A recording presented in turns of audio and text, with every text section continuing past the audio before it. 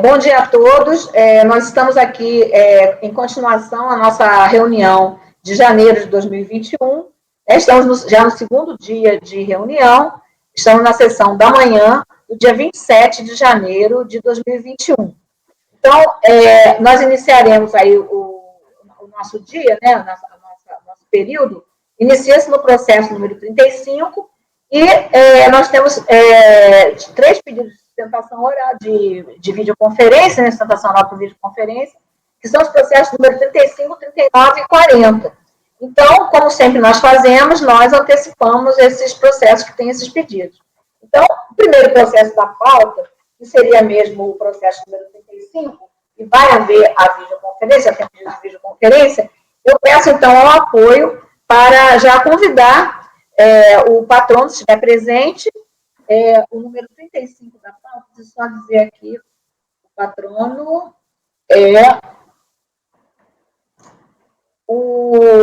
a doutora Rosa Sakata Friedman, e de relatoria do conselheiro João Vitor, contribuinte Singrep, Companhia Industrial de Agricultura e Pecuária, número 35 da pauta. E eu peço também que convide a procuradora, que também se inscreveu para acompanhar a consulta.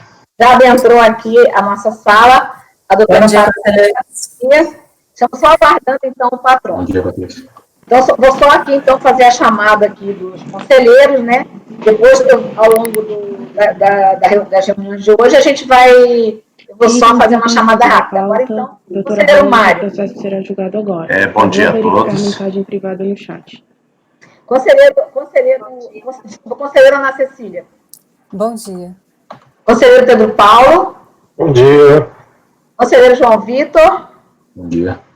Conselheiro Maurício. Bom dia a todos. Conselheiro Marcelo. Bom dia. Conselheira Rita. Rita está sem o microfone. Bom dia. Bom dia a todos. Eu, conselheira Marilena, que vou estar presidindo o julgamento. Agora, então, vamos... a doutora Rosa Sakata Friedman, né, já adentrou aqui a nossa sala. Então, vamos indago aí ao relator, o conselheiro João Vitor. O processo recurso constitucional e o interessado Singrep, Companhia Industrial de Agricultura e Pecuária, já pode iniciar o relatório. Pois não. Bom dia a todos. São recursos especiais interpostos pela Fazenda Nacional pelo sujeito passivo. Eles foram totalmente admitidos e parcialmente admitidos, respectivamente. Então, o recurso passivo, o recurso especial do sujeito passivo, ele foi parcialmente admitido, o recurso da Fazenda Nacional foi totalmente admitido.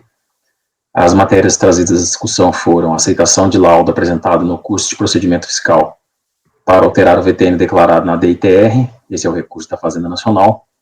E em relação ao recurso de passivo, ele pretende rediscutir a sua legitimidade passiva no período em que ele teve a sua terra invadida.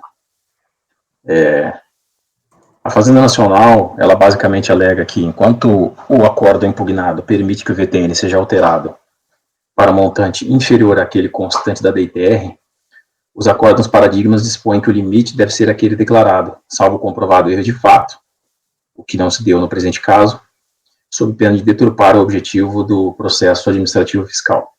O recurso foi admitido em relação ao paradigma final 379, e o sujeito passivo, naquilo que foi objeto de admissão prévia, ele alega que, conforme 2 paradigmas, o final 218 e final 875, com a invasão, o contribuinte fica tolhido de praticamente todos os seus elementos, não há mais posse, possibilidade de uso ou fruição do bem, e, consequentemente, não havendo exploração do imóvel, não há, a partir dele, qualquer tipo de geração de renda ou de benefícios para a proprietária. Foi rejeitado o agravo interposto pelo contribuinte, com a finalidade de propiciar o conhecimento da seguinte matéria. Consequência jurídica da ilegalidade do critério VTN com base no CIPT, adotado na autuação. A Fazenda Nacional apresentou contrarrazões, nas quais pugnou pelo desprovimento do recurso do contribuinte. Distribuídos os autos a este conselheiro, constatou-se a necessidade de seu saneamento, a fim de que o sujeito passivo fosse cientificado do recurso especial interposto pela Fazenda Nacional e do despacho de admissibilidade de folhas 475 e 479, foi facultado ao sujeito passivo o direito de, no prazo de 15 dias, oferecer contrarrazões. O sujeito passivo foi intimado por edital, com prazo de ciência previsto para 18/9/2020.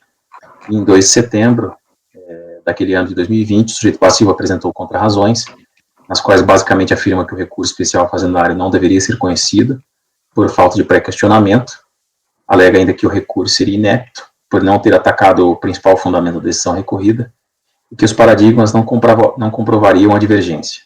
E no mérito, o sujeito passivo afirma que o recurso deveria ser desprovido diante da existência de verdade material acatada pela decisão recorrida e seu relatório. Obrigada. Pois não, então, podemos iniciar a sustentação oral. Bom dia a todos, senhores e senhoras conselheiras. Bom, o caso em julgamento, conforme já relatado, trata de um recurso especial interposto em face de um acórdão proferido pelo CARF, que manteve uma cobrança de TR referente ao exercício de 2006 e referente à Fazenda Portela, situada na zona rural do município de Cocos, no estado da Bahia. Aqui na minha sustentação, eu gostaria de ressaltar 2 pontos. O primeiro deles é que a empresa recorrente sequer poderia figurar no polo como sujeito passivo dessa obrigação tributária, uma vez que no ano de 2006, que é o ano objeto aí da cobrança de TR, por força de uma decisão judicial, a empresa, uma decisão judicial proferida numa ação de reintegração de posse, a fazenda estava em posse de um terceiro, de uma terceira pessoa, que foi a pessoa que ajuizou a ação. Ou seja, enquanto estava vigente essa decisão, que foi de 2004 a 2006, a fazenda estava sob posse e domínio útil de um terceiro, e, portanto, a recorrente não poderia nem ser caracterizada como sujeita passiva, porque ela estava impedida de exercer os direitos inerentes à propriedade, né? O artigo 29 do Código Tributário Nacional, que fala sobre a incidência de ITR, prevê como fato gerador desse tributo a propriedade, domínio útil ou posse da propriedade rural. No entanto, no caso concreto, a empresa recorrente não detinha de nenhum desses direitos, né, sobre a propriedade. Inclusive, sequer o elemento propriedade está presente no caso concreto, uma vez que a propriedade se configuraria quando o titular do domínio possui todas as prerrogativas que constituem o direito desse direito, ou seja, a possibilidade de usar, gozar, fruir, dispor da coisa, o que, por força de uma decisão judicial, a empresa recorrente estava impedida de fazer. O próprio CARF, isso também foi mencionado no recurso especial com a demonstração dos acordos paradigmas, tem o entendimento de que é indevida a exigência de ITR nos casos em que o sujeito não possui o direito de usar e fruir do bem imóvel, como é o caso concreto, né? O que reforça aí a ilegitimidade passiva da empresa recorrente. O segundo ponto que eu queria tratar aqui é em relação ao laudo técnico de avaliação que foi apresentado pela empresa recorrente nos autos desse processo. Eu gostaria de frisar aqui que não existem motivos para se considerar um laudo técnico que foi apresentado nos autos, principalmente em observância ao princípio da verdade material. A gente não poderia adotar critérios e parâmetros para a determinação do VTN que fossem diferentes da realidade, que foi, por sua vez, bem determinada e exposta pelo laudo técnico que foi apresentado. Inclusive, a prevalência da verdade material foi objeto do acórdão recorrido, mas sequer foi impugnada também pela Fazenda Nacional no seu recurso, que mostra também a inépcia do recurso. E, por fim, eu queria frisar também que esse laudo técnico que foi apresentado pela empresa recorrente só foi apresentado pois a empresa quis impugnar o arbitramento realizado pela fiscalização. E um último ponto também é que a própria autoridade administrativa afasta, de um lado, a declaração feita pela recorrente, né, da ITR feita pela recorrente, e de outro lado ela quer usar essa mesma DITR para dizer que o laudo técnico de avaliação não poderia ser utilizado no caso concreto. Enfim, acho que esses eram os pontos que eu queria tratar aqui e, por fim, diante do exposto, requerer o provimento integral do recurso especial interposto pelo contribuinte. Obrigada. Podemos, então, passar ao voto? Pois não. Como o recurso como sujeito passivo, melhor dizendo. Ele visa rediscutir sua elegibilidade passiva, tese esta prejudicial à matéria relativa ao valor de terra nua, suscitada no apelo da Fazenda Nacional. Eu vou iniciar, então, pelo julgamento do recurso do contribuinte, e nesse tocante, seu recurso é tempestivo, visto que interposto dentro do prazo legal de 15 dias. Além disso, foi demonstrada a existência de legislação tributária de forma divergente, de forma que eu estou conhecendo do recurso. Neste particular, discute-se nos autos se o proprietário de imóvel rural invadido tem legitimidade passiva para responder pelo ITR. No entender da decisão recorrida, a bem da verdade, aí diz a decisão recorrida, a bem da verdade, os aludidos esbulhos praticados por terceiros não lhe retiraram a condição de contribuinte do ITR, porquanto continuou exercendo efetivamente seu direito de propriedade sobre o imóvel em questão, na medida em que buscava a restituição dos seus direitos nas instâncias judiciais. E mais, de todo modo, sendo certo que o ITR adota o Instituto da Propriedade tal qual, como definido pelo Código Civil, isso é o que diz a decisão recorrida, não só com o direito de usar, gozar e dispor do imóvel, mas também o direito de reavê-lo de quem quer que injustamente o possua ou o detenha, a realidade fática, juntamente com a previsão legal, nos faz concluir que a recorrente detinha o direito de propriedade, mesmo quando seu imóvel estava sofrendo esbulho, devendo figurar como contribuinte da exação. O relatório fiscal, as folhas 5 e 6, registra a existência de litígio sobre a área em que se discutia a sua posse e propriedade. Quanto ao exercício em questão, que é o exercício 2006, o relatório informa que fora deferida a medida liminar em favor da empresa autuada em novembro de 2006, confirmada em agosto de 2008. O relatório também informa que a fazenda estaria registrada em nome da autuada desde junho de 1978, a qual, todavia, somente teria apresentado a primeira DITR em setembro de 2006, correspondente a 2006, e objeto de retificações. Ao fim, o relatório fiscal conclui, quanto à legitimidade passiva, que, onde existem proprietário e possuidor disputando a posse da terra, é o proprietário quem está obrigado a entregar a DITR, veja-se. Aí diz o relatório fiscal. Para não deixar dúvidas em relação à correta imputação da sujeição passiva, assim GREP, deve-se esclarecer que o ITR adota o Instituto da Propriedade tal qual definido pelo Código Civil. Segundo a Lei 10.406 de 2002, que é o Código Civil, no seu artigo 1228, direito de propriedade do imóvel rural é o direito de usar, gozar e dispor do imóvel e, aí ele coloca em caixa alta, e de reavê-lo de quem quer que injustamente o possua ou o detenha.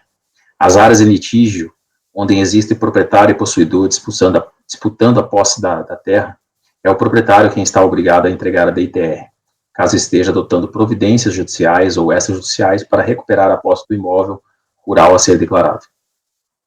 Como se vê, portanto, inexistem maiores dúvidas de que a contribuinte, embora fosse proprietária da área, não tinha a sua posse direta. A discussão a ser dirimida, portanto, é eminentemente de direito e consiste em saber se o proprietário do imóvel rural invadido tem legitimidade passiva para responder pelo imposto. Pois bem, tal temática foi incluída no item 1.25b da lista de dispensa de contestar e recorrer da Procuradoria-Geral da Fazenda Nacional, conforme resumo abaixo. Recentemente, aí eu transcrevo o resumo, e os precedentes do Superior Tribunal de Justiça que se orientaram quanto à impossibilidade de cobrar o ITR contra o proprietário que teve a sua terra invadida. Para acrescentar que, recentemente, o Procurador-Geral prolatou o despacho número 347, de 5 de novembro de 2020, cujo conteúdo é o seguinte. Diz o despacho: é impossível cobrar ITR em face do proprietário, na hipótese de invasão, a exemplo das levadas a efeito por sem terra e indígenas, por se considerar que, em tais circunstâncias, sem o efetivo exercício de domínio, não obstante haver a subsunção formal do fato à norma, não ocorreria o enquadramento material necessário à constituição do imposto, à medida em que não se deteria o pleno gozo da propriedade. Isso é o que diz o despacho.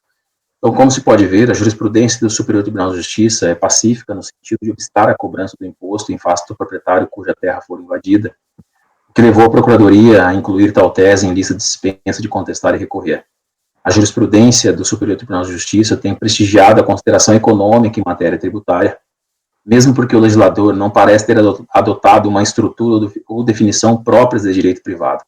mas sim a consideração econômica por trás da propriedade rural. Tanto é que o artigo 1º da Lei 9.393 de 96 define como fato gerador do ITR tanto a propriedade quanto o domínio útil ou também a posse do imóvel por natureza. Para ilustrar tal raciocínio, vale transcrever e destacar a ementa de um dos precedentes que inspiraram a inclusão desse item na lista de dispensa da Procuradoria. Diz o STJ, nesse precedente do ministro Herman Benjamin, que com a invasão sobre cuja legitimidade não se faz qualquer juízo de valor, o direito de propriedade ficou desprovido de praticamente todos os elementos a ele inerentes. Não há mais posse, nem possibilidade de uso ou fruição do bem. Direito de propriedade sem posse, uso, fruição, incapaz de gerar de qualquer tipo de renda ao seu titular, ele deixa de ser, na essência, direito de propriedade, pois não passa de uma casca vazia à procura de seu conteúdo e sentido, uma formalidade legal negada pela realidade dos fatos. Tenho reiteradamente ressaltado que as decisões do Superior Tribunal de Justiça, nessas hipóteses, têm inclusive força normativa, vez que atendem aos critérios heurísticos de vinculatividade e pretensão de permanência, finalidade orientadora, inserção em uma cadeia de entendimento uniforme e capacidade de generalização. Transcrevo a doutrina do professor Humberto Ávila a esse respeito. Isto é, embora não exista decisão do Superior Tribunal de Justiça em sede de recurso repetitivo, o que implicaria força normativa formal nos termos do regimento interno deste Conselho, a jurisprudência reiterada e orientadora da primeira sessão daquele tribunal tem força normativa material, impondo-se a sua observância até como forma de preservar o sobre-princípio da segurança jurídica e o consequente princípio da proteção da confiança. Diante do exposto, voto por dar provimento ao recurso especial do sujeito passivo, o que implica perda superveniente do objeto do recurso especial da Fazenda Nacional, que, portanto, não deve ser reconhecido. Eu cito um precedente cuja relatoria foi do Dr. Martim da Silva Gesto. Então, eu estou dando provimento ao recurso sujeito passivo e reconhecendo a perda superveniente do objeto do recurso da Fazenda Nacional. Sim. Conselheiro Mário, estamos julgando o recurso primeiro do contribuinte. Presidente, como a gente já tem discutido aqui, eu tenho expressado o meu entendimento a respeito dessa questão, né, para mim,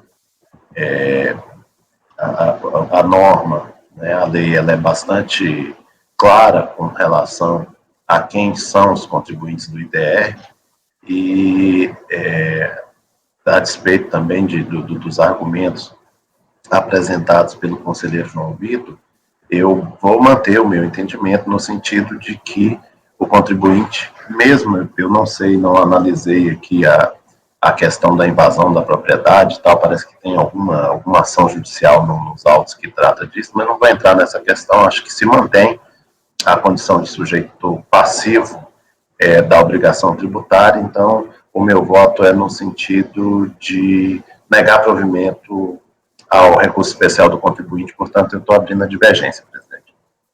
Eu gostaria só de perguntar, não houve missão prévia na posse, não é isso? Né? Não tem notícia disso no processo? Não tem. Estou falando só por causa do artigo 1º, parágrafo 1º, né, da 9393, que diz: o imposto incide, inclusive, sobre o imóvel declarado de interesse social para fins de reforma agrária, ou seja, até mesmo quando ele já está declarado, né? Enquanto não transferida a propriedade, que não foi, tanto assim quanto ele já apresentou a declaração, né? Exceto se houver admissão prévia na posse. Então, seria, para mim, um diferencial. Mas não existe isso, né? Embora tenha ação judicial, não é isso? Isso. Ok. Obrigada. Então, o conselheiro Mário abriu a divergência, não é isso? Sim, isso.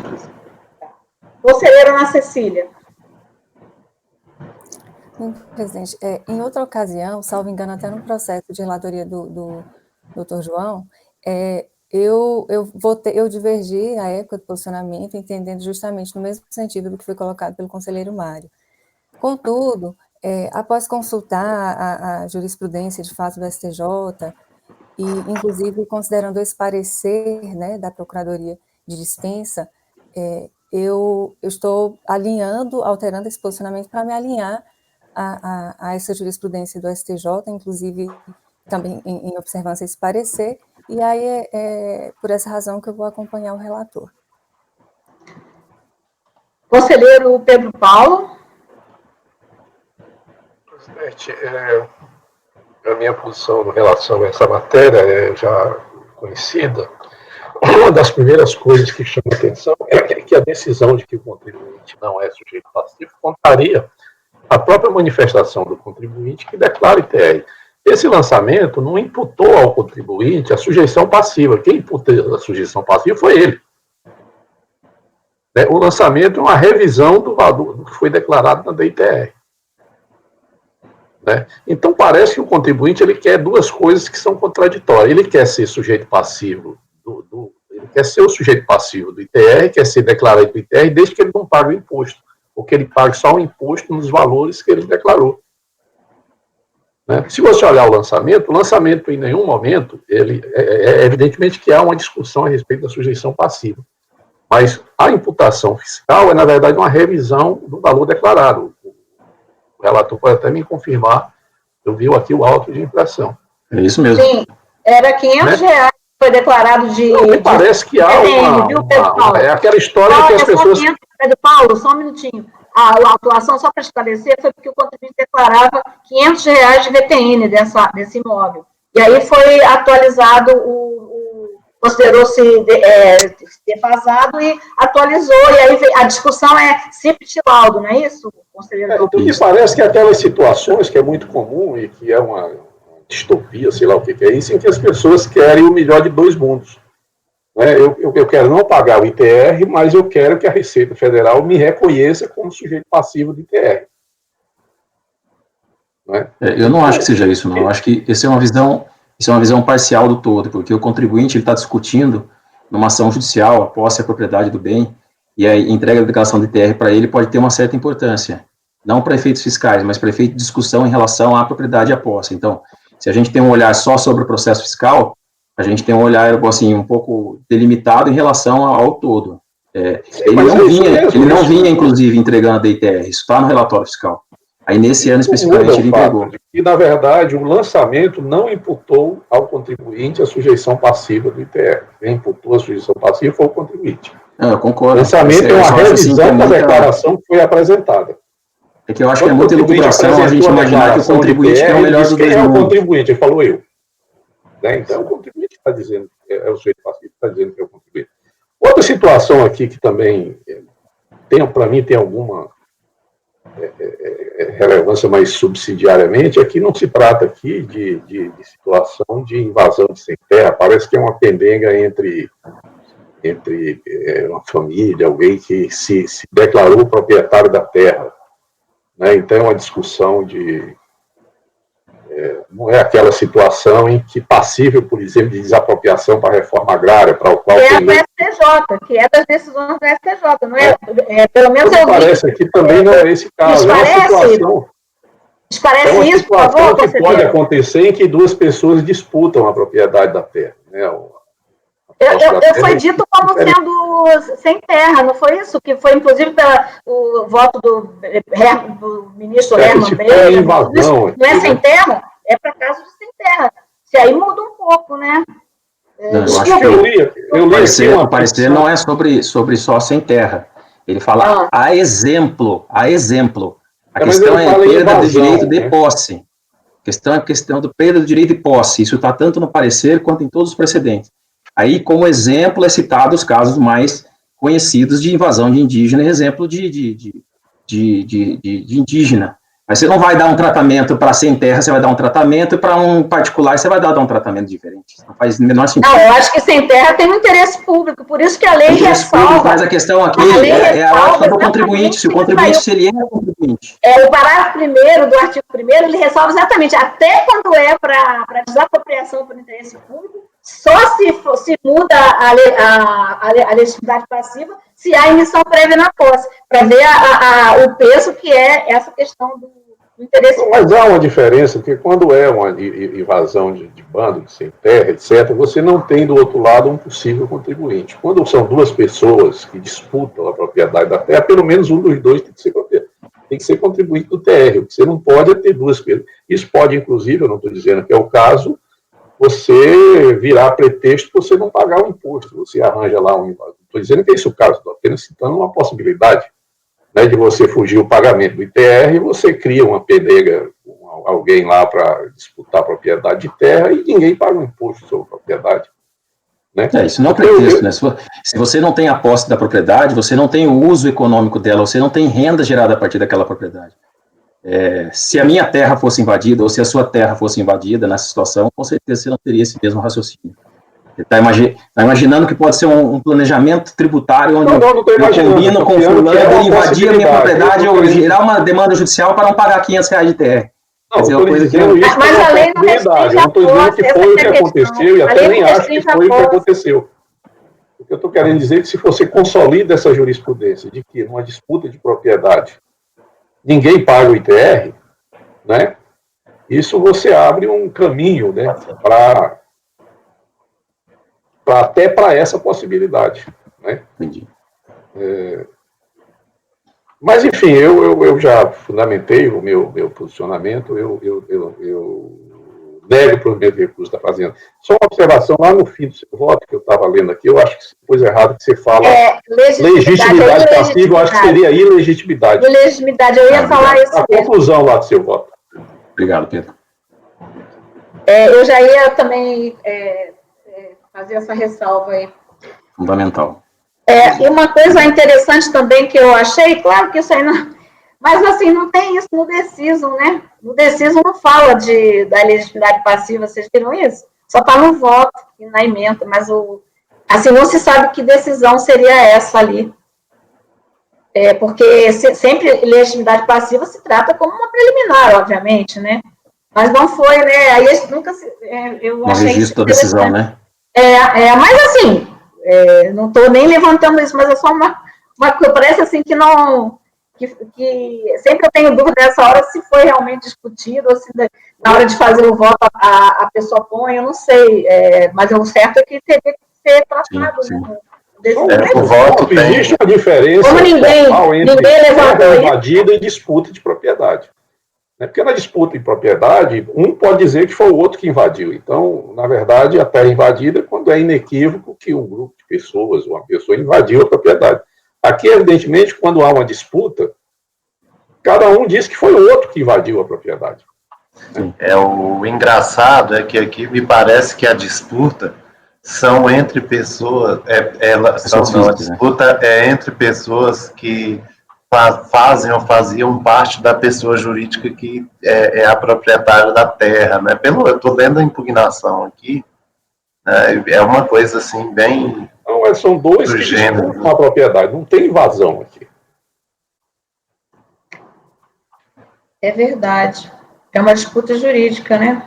Bom, a gente vai aos poucos, a gente precisa dessas informações para... então pode acontecer, por exemplo, entre herdeiros. É comum ter disputa de propriedade entre herdeiros. Né? Sim. E aí ninguém paga ITR, porque... É por isso que no meu voto eu trato a todo tempo sobre o relatório fiscal e sobre a decisão recorrida, porque o relatório fiscal afirma textualmente que ele não tinha propriedade. Que melhor dizendo, que ele não tinha posse, mas como ele era proprietário, ele deveria arcar com o imposto. Então, toda a construção do lançamento é feita sobre essa fundamentação, de que se você tem proprietário possuidor, eu vou eleger o proprietário é essa empresa, então, ainda que ele não tendo a posse, ele é o contribuinte do ITR.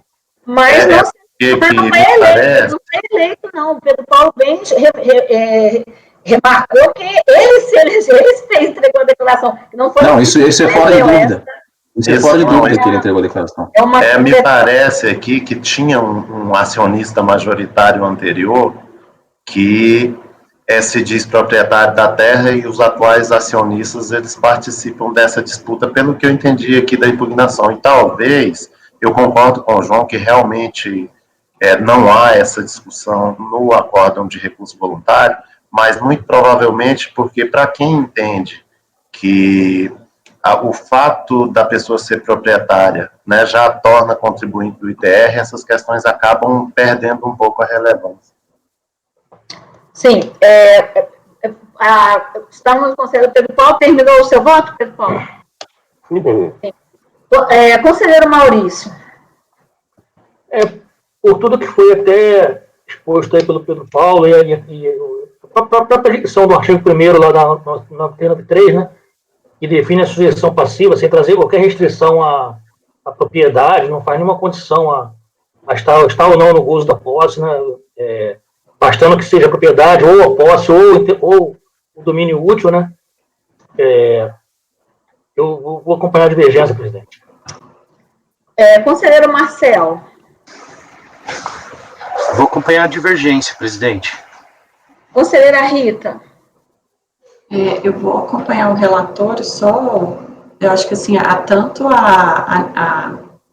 o uso da posse é relevante, que até a legislação, para mim, quando ela traz essa questão da necessidade de emissão na posse, ela acaba trazendo um pouco essa ideia de que, uma vez que você ainda continue no uso daquela propriedade, você ainda continua responsável pelo ITR.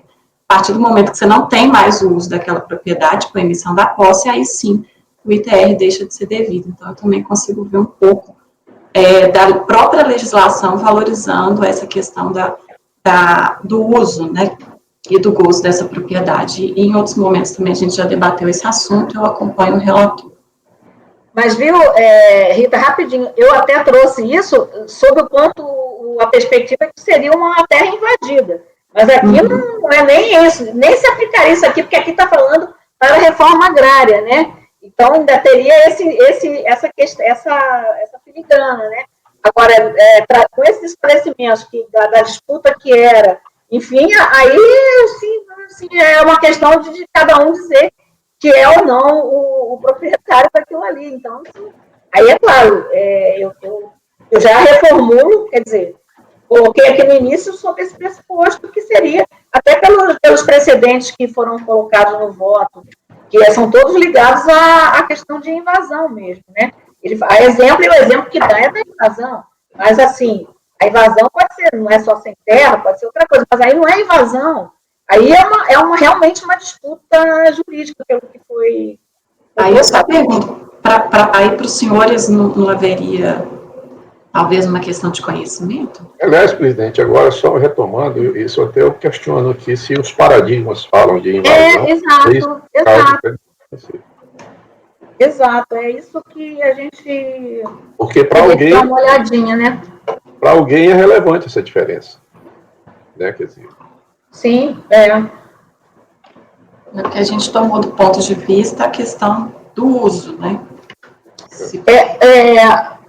Rita, você então Não, para mim, eu acho que não faria diferença em razão da minha fundamentação. Agora, acho que como vocês, para quem vota divergente, acha que essa é relevante a diferença entre serem terras invadidas ou terras disputadas entre a gente. Eu acho que por uma questão de conhecimento, a questão não é nem se eu acho ou não, é se o colegiado, eventualmente, né, seria relevante para alguém ou não, para você definir uma... Mas Paulo, eu creio que o voto aqui, eu, assim, acho que isso, nem tenho certeza se foi ou não julgado, porque ele não está no decision, né? E se não está no decision, mas eu acho que o voto é genérico. O voto, eu acho que não... É genérico, sim, eu estou olhando. Eu acho que o voto é genérico. Não, então tudo bem. Eu creio, eu li rapidamente, não é, Mário? Ele diz assim, embora a recorrente tenha aludido inicialmente na impugnação, assim como no recurso voluntário, sua ilegitimidade para figurar como sujeito passivo da relação tributária no exercício 2006, a bem da verdade, os aludidos esbulhos praticados por terceiros não lhe retiram a condição de contribuinte do ITR, porquanto continua exercendo seu direito de propriedade sobre imóvel e tal, enfim, ele não trata especificamente. Não seria o caso realmente, não. Sim, ficou esclarecido, então, essa questão de conhecimento, né? Então, Rita, você está votando com a divergência, não é isso? Com o relator. Com o relator. Bem, eu voto com a divergência, como sempre tenho me manifestado aqui, e entendo que aí nem a lei faz essa diferenciação, né? A lei fala essas três faces aí vamos dizer assim, do contribuinte do ITR, e muito mais nessa questão em que tem essa que nós, como bem colocou o conselheiro Pedro Paulo, fica difícil, assim, tem uma disputa e ninguém paga. E mais, o que eu acho que é o principal, o contribuinte se colocou como contribuinte, fez a declaração, e ali foi simplesmente, poderia ter feito a vida inteira aquela declaração e nunca diria que não seria dele, mas na hora, porque estava colocando um valor de R$500 de VTN, né? Foi quando foi revisto e disse assim, não pode, essa terra não pode ser R$500. E aí se fez a atualização aí do VTN. E aí sim surgiu a questão da ilegitimidade. Até então o contribuinte declarou, né? Quer dizer, não foi o que colocou nessa condição. Então, eu entendo que, ainda quando se diz assim, olha, mas ele quer fazer a declaração para manter ali a sua ele está disputando, sim, mas então a condição de fazer a declaração é pagar o ITR. Não existe uma declaração só para manter posse ou propriedade ou o que seja. A declaração é uma declaração em relação àquilo que é uma declaração para todos os efeitos, quer dizer, não tem uma declaração só para metade do efeito. Então, eu entendo perfeitamente, concordo quando o conselheiro Pedro Paulo fala que em algumas questões se quer manter o melhor de dois mundos, né? Eu não posso ver como sendo diferente, porque fazer a declaração, mas só para forma, não existe essa possibilidade, né? Fazer a declaração com todos os... Tanto assim que o próprio contribuinte trouxe laudo, né, demonstrando que a terra realmente estava subavaliada. Ele até trouxe o laudo. Então eu voto também com a divergência. Então, em relação ao número 35, não teve nenhuma questão quanto ao conhecimento, né, por unanimidade de votos, conhecer do recurso, e no mérito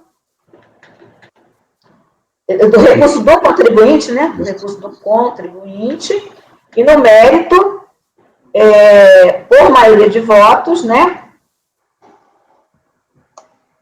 negar-lhe provimento, não é isso? Provimento. Vencidos os conselheiros João Vitor, relator, Ana Cecília e Rita, que deram provimento.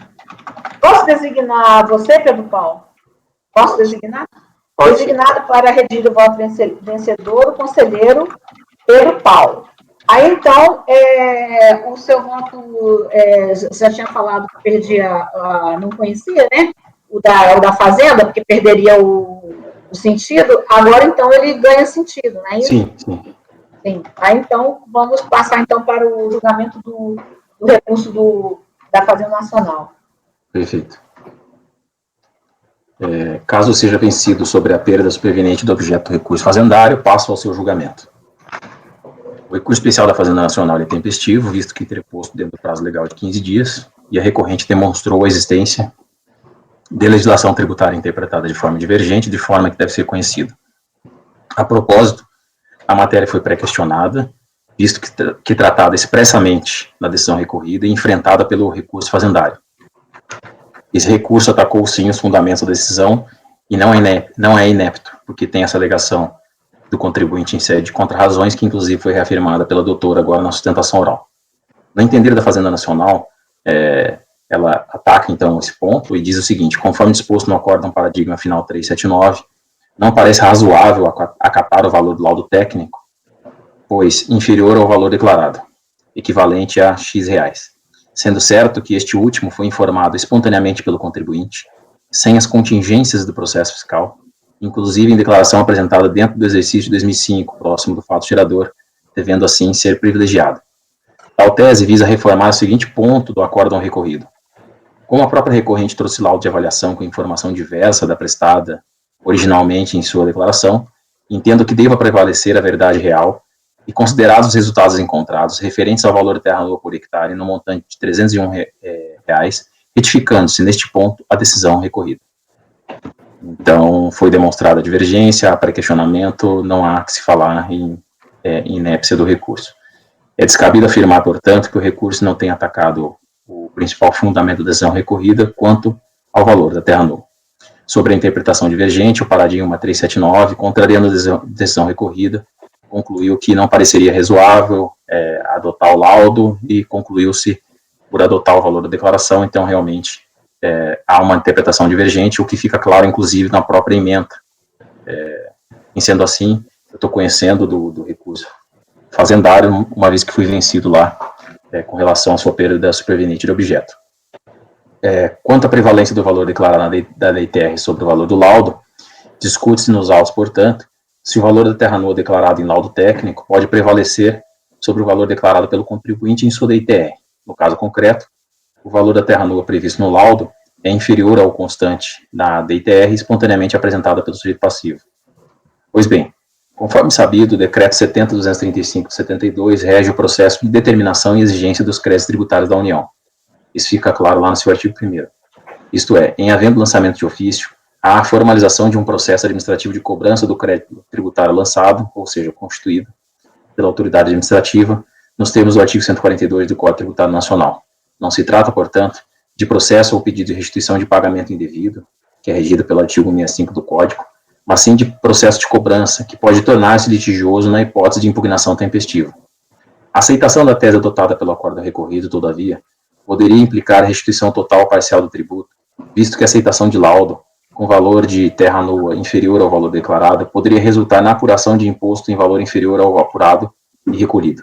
Com efeito, na hipótese de ser esta a única matéria objeto de lançamento de impugnação, fosse possível acolher o valor da terra nua previsto em laudo, em quantia inferior àquela declarada, o valor do imposto apurado pelo sujeito passivo seria maior do que o efetivamente devido, colocando-o na condição ou na posição de credor da Fazenda Nacional.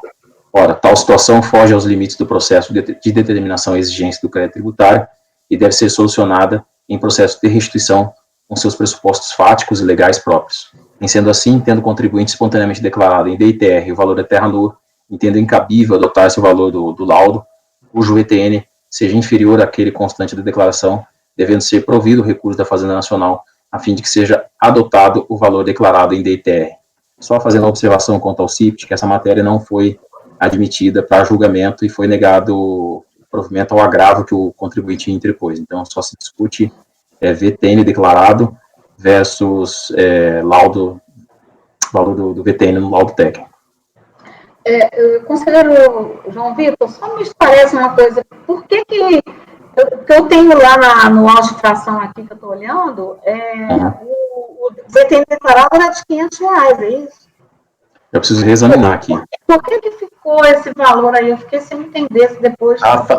O acórdão recorrido, presidente, pelo que eu entendi, ele manteve o declarado, não foi isso? Porque não tinha aptidão agrícola, alguma coisa assim. Ele foi o do laudo, pelo que eu lembro aqui. Do laudo. Parece que são dois laudos, ele quer que se aceite um determinado laudo. Agora, eu estou sem conseguir fazer detectar esses valores aí, esses valores que estão sendo colocados aí. Deixa eu ver aqui. O acórdão de... O valor da terra nua do laudo é R$300, tá? Sim. Ah, sim. E lá é 500, né? E o que está declarado é 500. Entendi. Aí o recorrido afastou o CIPT, porque não tinha aptidão, e deu o laudo. Deu o laudo. É isso mesmo. Ah, tá certo. Ó, e diz assim, ó, acórdão recorrido. Como a própria recorrente trouxe laudo com informação diversa, deve prevalecer a verdade real, referente ao valor da terra nua por hectare, no montante de R$301,73. Isso está na folha 333 do e-processo. Ele coloca como folha 330, é folha 333 do e-processo. Então, ele dá R$301. Se está R$500 no laudo, então aí é que está a diferença. Mas a questão do CIPT não foi admitida para julgamentos. Tá.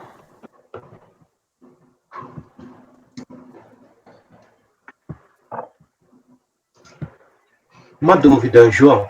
Gente, o valor da terra nua não foi por hectare. É isso que eu estou dizendo.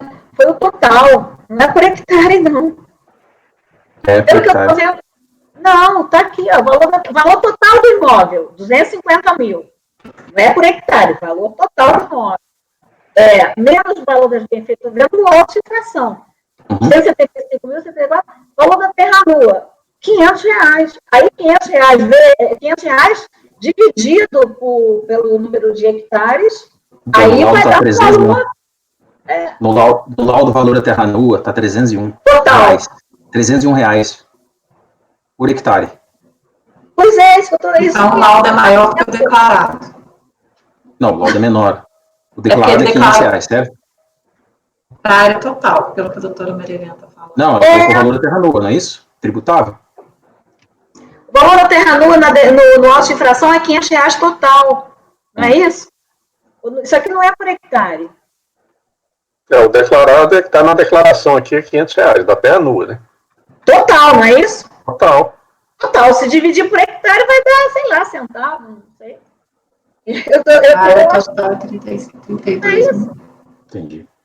Porque justamente a diferença toda é que de R$500 passou para 28 milhões. Está aqui, ó, declarado e apurado. Passou para 28 milhões. Então, o Rio de Janeiro não é por hectare, é o total. Essa linha é do total. Entendi. E aí... 23 ali, né? 23 ali, né? Parece que está comparando grandezas diferentes, né? Sim. Está comparando grandezas diferentes, né? Perfeito. Valor total com hectare, com valor por hectare, né? É porque o valor do imposto que eu estou vendo aqui parece que foi R$57 o valor declarado. Sim. Tem razão. Entendi. Aí não é por hectare. Deu 476, é isso? Ah, não. 500. Tá aqui. Eu achei aqui 476,90. É o tributável. É o tributável, isso, já depois de tirada, é isso mesmo. É tributável, mas a gente vai parte do VTN, né? Tá certo. 500, o que é reajustado aqui foi pelo CIPS e passou a 28 milhões. Então, se eu dividir 28 milhões pelo total do imóvel, né, dos hectares, aí eu vou ter o valor do CIPS por hectare, certo? E se eu dividir 500 vai dar centavos por hectare, se der alguma coisa. Então, por isso que eu não estou assim, achando que as grandezas não estão, a menos que tenha acontecido alguma outra coisa depois disso, né? Não sei, se aí o recurso da Fazenda, então, tá... Que a Fazenda está recorrendo para pedir o declarado. A Fazenda, esse recurso não é da Fazenda? Ela não está pedindo não o declarado? Sim. Deixa eu ver aqui. Ela está recorrendo para o contribuinte.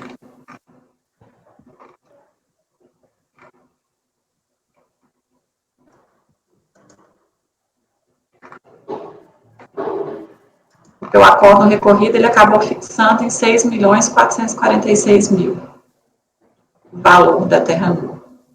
Ele pega os 301, ele pega os 301, que multiplicado pela área de 21.364. Era essa a minha dúvida, se desse provimento, se manteríamos o valor arbitrado pela fiscalização, né, ou declarado pelo contribuinte. Mas o arbitrado pela fiscalização já foi afastado porque o CIPT não tinha aptidão, né? Isso daí a gente pode... Ninguém está pedindo o CIPT, não é isso? A Fazenda quer o declarado. O declarado. O do laudo é menor, mas o do laudo é por hectare e o declarado é total, creio eu. Eu não vi nenhum movimento nesse processo que mudasse. Mas aí eu acho que não dá para conhecer do recurso da Fazenda nesse caso. Porque eu vou pegar no primeiro paradigma aqui. Qual foi o recurso de ofício? Desculpe, Mário, só para... Por que tem recurso de ofício? Qual é o... É CIPT, não? A parte do recurso de ofício. Porque aí pode ser que tenha alguma coisa em relação a isso, né? Na DRJ. Eu vou olhar... Tudo bem, pode falar, Mário, eu vou olhar a lição da DRJ. Porque teve recurso de ofício, né? E foi negado para apresentar o recurso de ofício, pode ser que tenha tido alguma decisão nesse sentido.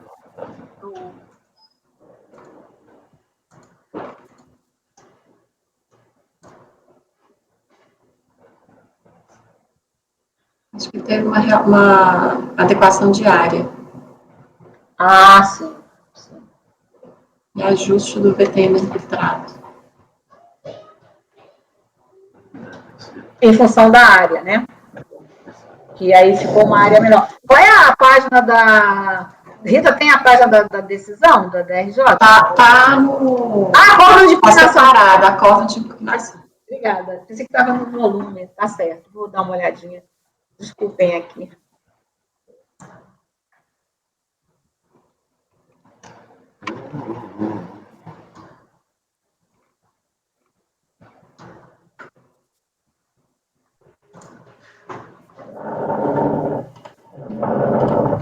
A decisão da DRJ foi 1 centavo por hectare.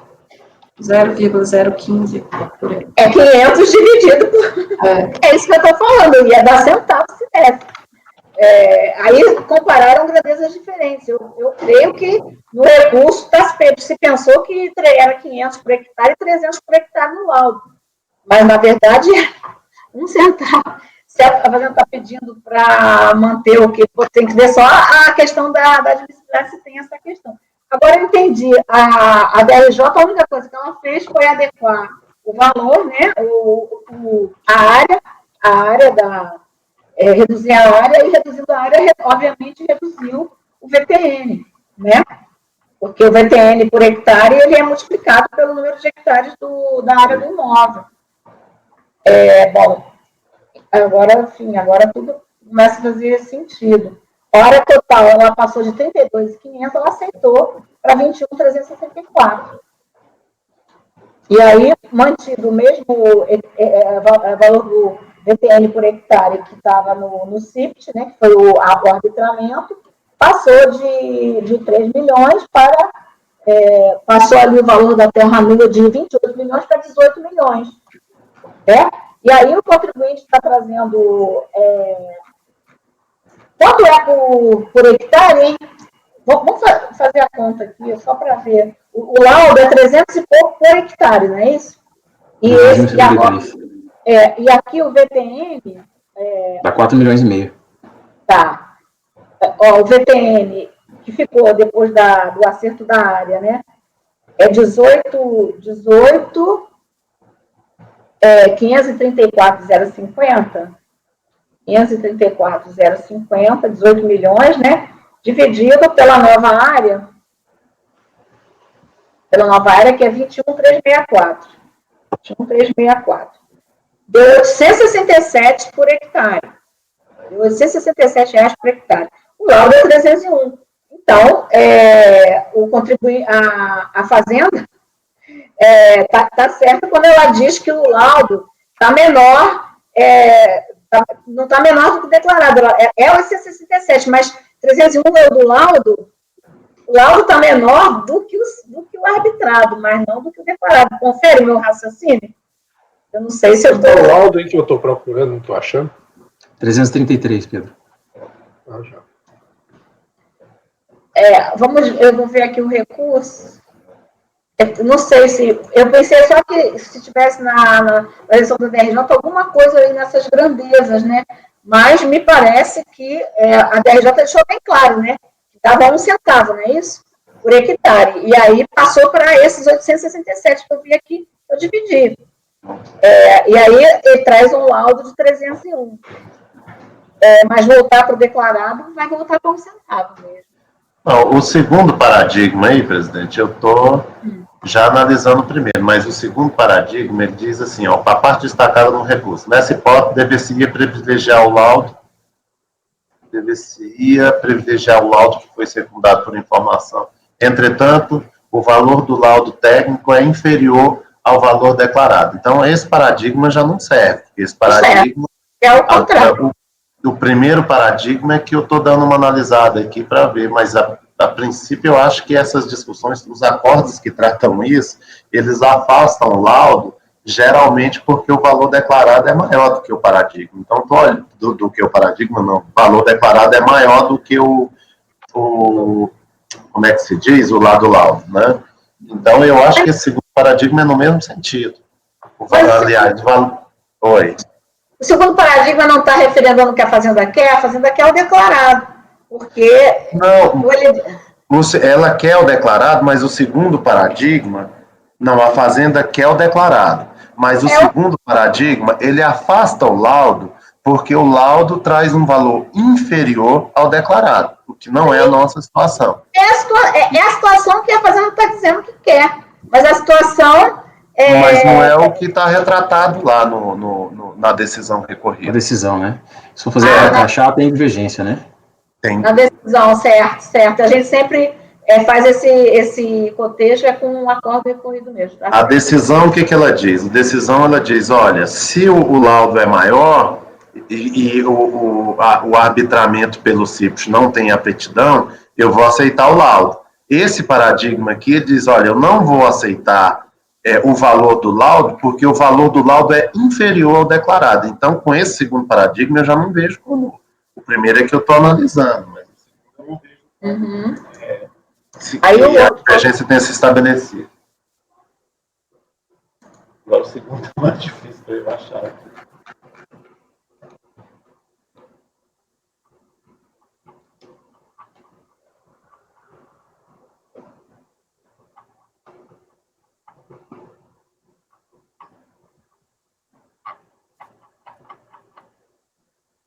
O segundo paradigma é a mesma coisa. Vou ler só um pedacinho dele, estou no voto, a emenda não dá para ver isso. Mas assim, acho que, Mário, só para a gente ver, que assim, acho que, não sei se independente dos paradigmas, porque assim, a Fazenda parte de uma premissa equivocada. Sim, também. Né? Tanto que ela fala que, no que tange o objeto do presente recurso, cumpre observar que o colegiado alterou o VTN a montante inferior àquele espontaneamente declarado pela DTR.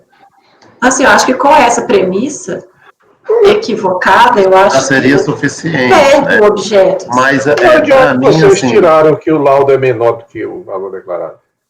Que o valor declarado, ele declarou R$500 para toda a terra. É só a Fazenda que diz isso, a premissa equivocada que a Rita está falando, porque o acordo recorrido, ele está sabendo, entendendo que o VTN era de 1 centavo e passou para 800 e tal, e ele está dizendo, ele está aceitando o laudo de 301. Porque é um intermediário. Agora, para quem entende que o declarado era 500 por hectare, é uma premissa equivocada, não é 500, é 1 centavo. Ah, entendi, né? Porque a Fazenda quer o declarado, a Fazenda porque está achando que é menor, que é maior. Eu acho que ela pegou... Isso, Pedro. O valor... Essa questão da premissa da Rita aí, presidente, ela se confirma pelos paradigmas, porque os paradigmas, eles dizem exatamente o inverso. Os dois, eles dizem, olha, você declarou um valor maior do que o seu laudo, então eu vou utilizar o declarado. Então, a premissa, ela se confirma porque os acórdãos, eles são em sentido completamente diferentes. Os acórdãos paradigmas. E o acordo recorrido, em nenhum momento, fala que é menor. Ele diz, olha, eu não, ele fala assim. Pode aceitar o acordo recorrido fala assim. Fala assim. Se ele fala, aí não é premissa equivocada. Ela está... Onde é que está? Espera um pouquinho. Mais engraçado é que ainda nesse caso seria uma situação inusitada de um provimento ao recurso, que seria uma reformática. Pechos, né? Porque... Então, eu acho que ele diz diversa. Não é reformasse nada, porque em nenhum dos casos vai sobrar crédito aqui, né, Vamos ver aqui, se o acordo disser que é porque é menor, aí ela partiu do acordo. Mas eu creio que ele diz só que é diverso, ó. Valores considerados fornecidos de informações. É diverso. Diverso, ele está dizendo que nosso posicionamento é sempre esse. Não é, Rita? Rita e Ana Cília, que já estão há bastante tempo aqui, e o Mário, quando a gente tem esse caso de laudo, né, você tem um CIPT que não dá para aceitar, por exemplo, e você tem um laudo que está reconhecendo que tem desvalorizado, que está subavaliado. Você aceita o laudo, isso é normal, é o que o acordo fez aqui. Agora, eu não vi João Vitor, salvo se eu tiver, ele diz assim, ó, sendo diferente, ele está dizendo, o próprio contribuinte está reconhecendo, não é 1 centavo, a questão aí de que é menor foi uma premissa mesmo equivocada, eu não vi aqui Eu estou até olhando. Então, presidente, seria encaminhar aí para o conselheiro relator pelo não conhecimento, para ver se reformula pelo não conhecimento, ao invés do provimento do recurso da Fazenda, não é isso? Uhum. Tanto que pelo menos pelo relatório do acórdão recorrido, os argumentos do contribuinte com relação aos valores é só a questão do CIPT e a validade dos laudos, nem ele pede o declarado, né, digamos assim. Nem ele pede, porque está reconhecendo que está subavaliado, né, Rita? A gente, esse raciocínio que a gente usa aqui nos casos para aceitar. Nós tivemos 3 casos de TR, acho que na sessão passada, ou retrasada, que a gente aceitou o laudo, que a Fazenda pediu o laudo, a gente aceitou o laudo. E era esse caso de valor subavaliado. Bom, alguém quer fazer uma...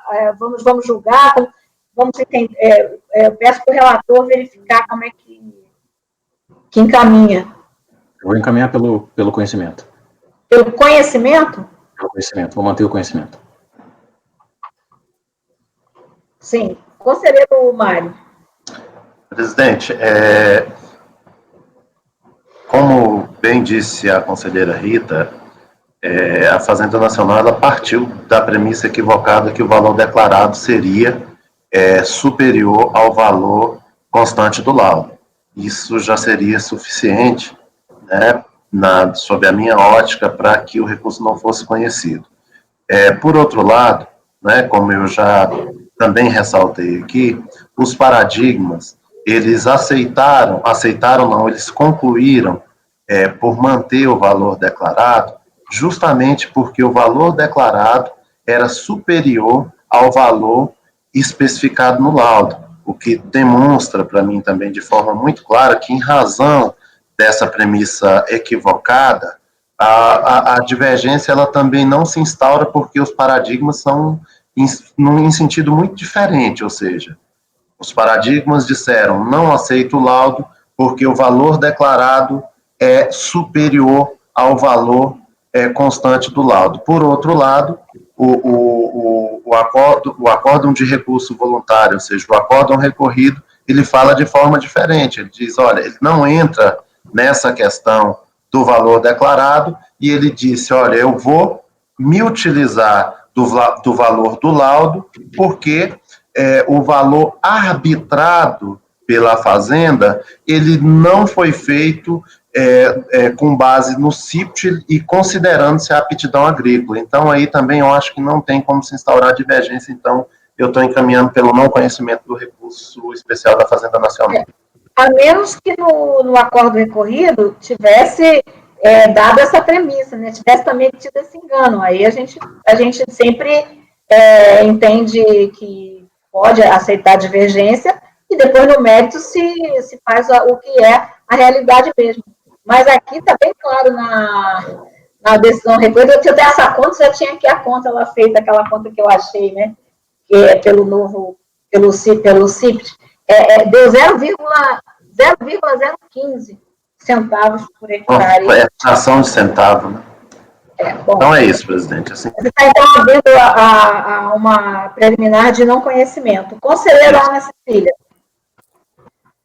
Eu só quero confirmar, o relator ele não vai alterar nesse ponto, né? Com relação ao conhecimento. Não, porque, na verdade, quando a decisão recorrida está acatando o valor do laudo, embora ela não fale em valor laudo inferior ao valor declarado, ela, para mim, claramente está partindo dessa premissa. Tanto é que ele está dando provimento ao recurso nesse sentido, entendeu? Reformando a decisão recorrida. Então, embora textualmente não se fale que o valor fosse inferior ao declarado, para mim, ele parte desse pressuposto, para mim fica bem claro. Então, se comparar a decisão recorrida com paradigmas, para mim há sim a divergência. Conselheiro, desculpe, presidente, eu vou entender pelo não conhecimento aqui, pelo que foi trazido aqui pelo Mário, nesse caso específico, então eu vou acompanhar a divergência.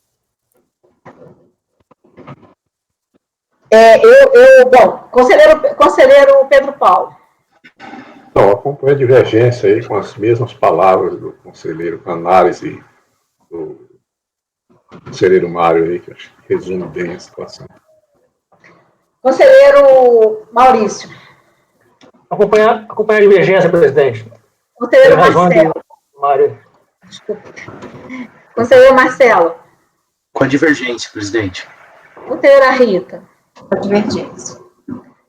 Eu também voto com a divergência, até porque justamente o fato de não se falar nada no laudo é que jamais iria se falar uma coisa, né, que é justamente o que o contribuinte está pedindo. O contribuinte nem pediu para voltar o declarado, nem ele teve coragem de continuar pedindo 1 centavo, 0,1 centavo. E aí nem se falou nisso, né? Lógico, o relator está respondendo ao que é, o laudo está. Ele está reconhecendo que acho até que ele fala alguma coisa de verdade real, alguma coisa assim. Sim. Né? Então, assim, pela verdade real, até porque de 300 para 500, assim, essas coisas não se... Agora, de 1 centavo para 300 ou para 500 ou para 100, aí ou para qualquer coisa que não seja... Mas assim, o que eu vejo, assim, ele não poderia aceitar o laudo. Ele não aceitaria o laudo se fosse para agravar a situação do contribuinte. Tanto é que aqui ele está dando provimento, ou seja, ele aceitou o laudo sob a premissa de que o laudo era mais vantajoso do que a declaração. Isso, para mim, fica bem claro. Porque ele afasta o CIPT, ou seja, já não considera mais o arbitramento com base no CIPT. Ele afasta isso. Aí ele traz as informações do laudo sob a premissa de que o laudo é mais vantajoso. É mais vantajoso que o CIPT, sem dúvida. Então, eu acho que mais vantajoso do que o declarado, porque quando ele entra na questão do laudo, ele fala entre laudo e valor declarado. Né? Ou ele diz assim, laudo técnico, onde foram apurados valores diferentes dos apontados na DITR. Se a bem da verdade aqui, o laudo, na verdade, ele é mais desvantajoso, ele não poderia dar provimento, porque ele está agravando a situação do contribuinte, ele está modificando em tese. Como ele não aceitou o CIPT, ele está aceitando o laudo para agravar a situação do contribuinte, porque mas o laudo contribuinte apresenta o laudo para pedir o laudo, João. Ele deu porque eu fiz o CIPT, né? Exato. O contribuinte também apresenta talvez sob uma premissa fática ou equivocada, ou porque ele só queria atacar lá o CIPT. Agora eu não lembro se entre o laudo e o CIPT o laudo é menor ou maior. Isso eu não... Não, o laudo é menor do que o CIPT. O laudo é menor do que o CIPT, perfeito. Aí o que acontece? A decisão recorrida afasta o CIPT e fala que entre a declaração, agora, não tem mais arbitramento, já foi afastado o arbitramento. Agora, entre laudo e declaração, a decisão claramente parte do pressuposto de que o laudo é mais vantajoso. Então, para mim, fica muito claro. Tanto que dá provimento. Quando, na verdade, está agravando a situação. Se afastado do CIPT, eu não entendi. Ele está falando de verdade real. Ele coloca, restando impróprio, ele está falando de verdade real. João, mas se ele tivesse dado, que o resultado foi do provimento parcial. Não é por verdade real. Ele afasta o CIPT porque faz inobservância de requisito legal de consideração de aptidão agrícola. Ele afasta. Mas aí, entre a diferença do declarado e o do laudo, ele deu o laudo. E o contribuinte, ele não deve o declarado. Aí ele está dando laudo, Rita. Só que ele está dando laudo no recurso do contribuinte. Ou seja, ele está partindo do pressuposto de que o laudo é mais vantajoso do que o declarado. Ele está atendendo o pedido do contribuinte. Se ele tivesse mantido mas então, declarado, mas olha só, eu não conheço do recurso da Fazenda Nacional sobre o ponto que ela partiu da premissa fática equivocada.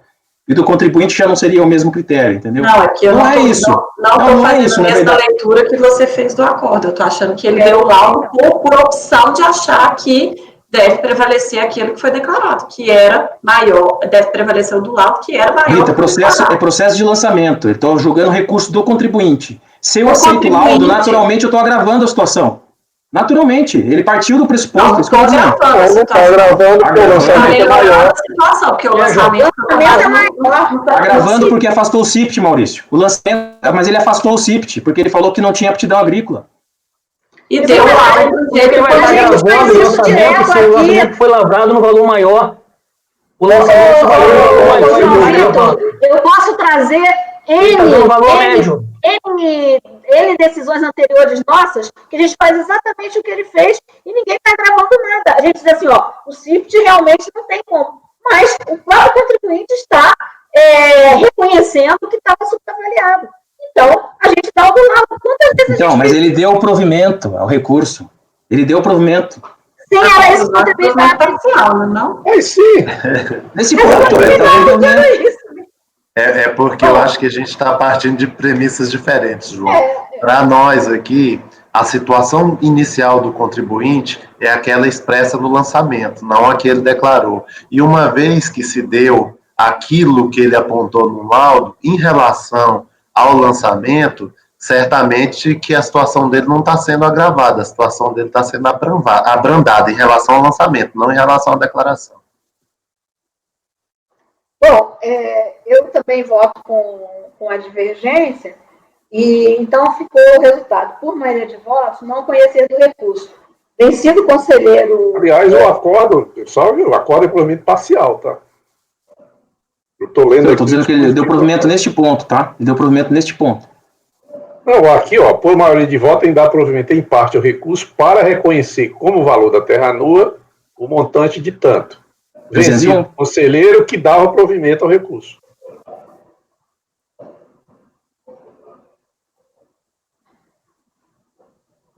Sim, isso você está... Esse é o dispositivo do para manter que não, o seu não conhecimento, é isso? Porque o provimento foi parcial do recurso voluntário. Sim. Quando eu falo provimento em relação a esse ponto, ele está dando provimento em relação a esse ponto. Mas o contribuinte pediu o laudo, João. Então ele está dando provimento nessa parte, e não deu provimento com relação à questão do CIP.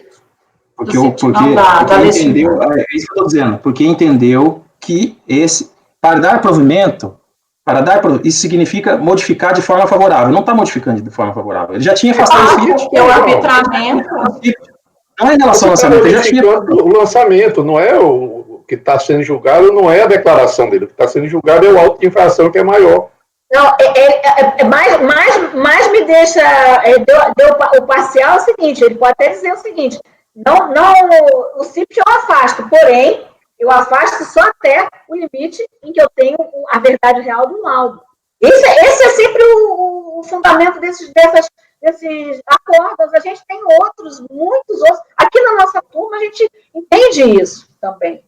O contribuinte pede para voltar para o declarado e, traz foi feito um arbitramento pelo CIP e foi feito e traz um laudo. E às vezes ele pede para voltar para o declarado. A gente está provimento parcial para colher o laudo, certo? E aí, isso é o normal, né? O que a gente julga aqui. Bom, inclusive, um trecho do voto aqui, presidente. Como o próprio recorrente trouxe laudo de avaliação com informação diversa da prestada, entendo que deva prevalecer a verdade real e considerado os resultados encontrados referente ao VTN por hectare, no montante e tal, retificando neste ponto a decisão recorrida. Então, acho que dizer aqui que esse acordo está partindo da premissa equivocada também, eu acho meio... Não, a Fazenda a partir da premissa equivocada, e nessa premissa trouxe paradigmas que davam certo com a premissa, mas não com a realidade do voto.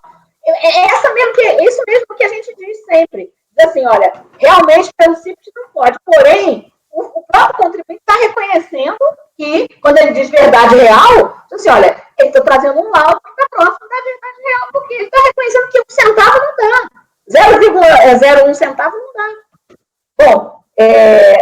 Bom, alguém quer mais alguma manifestação? Eu posso, então, colocar aqui o resultado. Por maioria de votos não conhecer do recurso, vencido o conselheiro João Vitor, relator, que conheceu, né? Você que conheceu, não é redundância, porque existe conhecimento parcial também, por isso que eu gosto de dizer que conheceu integralmente. Designado para... Eu faço. Hein? Eu faço isso. Você pode fazer esse? Tá. Redigir o voto. Eu também posso, eu já vou fazer o outro, acho que é mais fácil, porque senão fica esse processo andando para um lado para o outro. Tá. Bom, fica à vontade. Tá, então eu tiro a designação anterior, deixo no final, que é para tudo. Quando a gente põe no final, quando o conselheiro relator é vencido. Ah, tá, porque o Pedro está com outra matéria, né? Ok. Queria que você faça questão de fazer, mas porque senão esse processo fica andando. Não, sim. Para designar dois mesmo, mas tudo bem. Eu pensei que fosse outro processo, desculpa. Aconteceria se eu divergisse nesse ponto, né? Se eu acompanhasse. Não, sim. Quer que eu não me ative para... Ok, então,